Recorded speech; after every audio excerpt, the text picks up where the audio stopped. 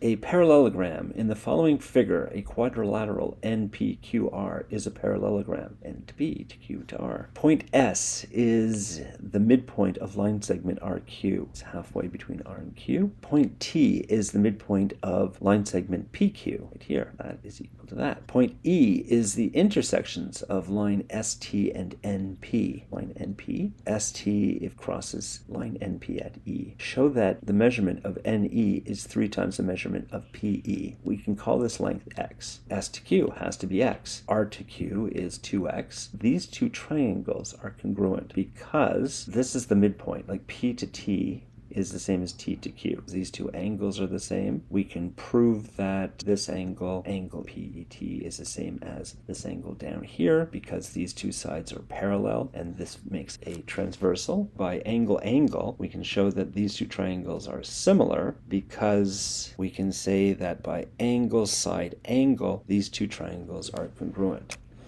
All right. Once we prove that these two triangles are congruent, we can say that this length is also X. Because this is a parallelogram, RQ is the same length as NP, and RQ is 2X. This is X plus X, and this is X.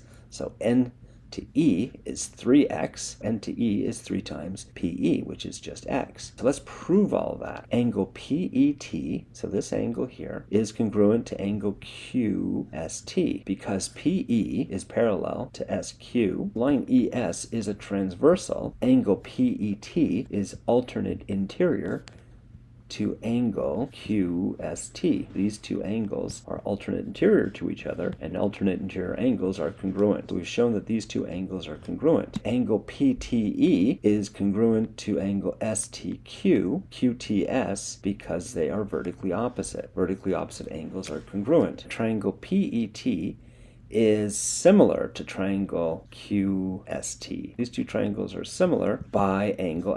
Angle EPT, E to P to T, must be the same as angle S to Q to T. These two angles must be the same. In congruent triangles, corresponding angles are congruent. You could have also said that these two angles are the same because they're both alternate interior angles for these two parallel lines. Line segment PT is congruent to line segment TQ, given that T is the midpoint of PQ. Triangle PET is not just similar but congruent to triangle QST by angle, side, angle. We have an angle, a side between them, and an angle that are congruent. PE must be equal to SQ. Corresponding sides of congruent triangles are congruent. RS is equal to SQ, given that S is the midpoint of RQ. RQ is equal to RS plus SQ.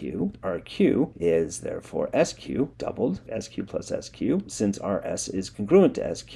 MP must also be SQ plus SQ, its length plus this length. Opposite sides of parallelograms are congruent. N to E is equal to N to P plus P to E. That's given. NE must therefore be SQ plus SQ, that length, plus SQ again, as we've shown that PE is congruent to SQ, and NP is the same as SQ added to SQ.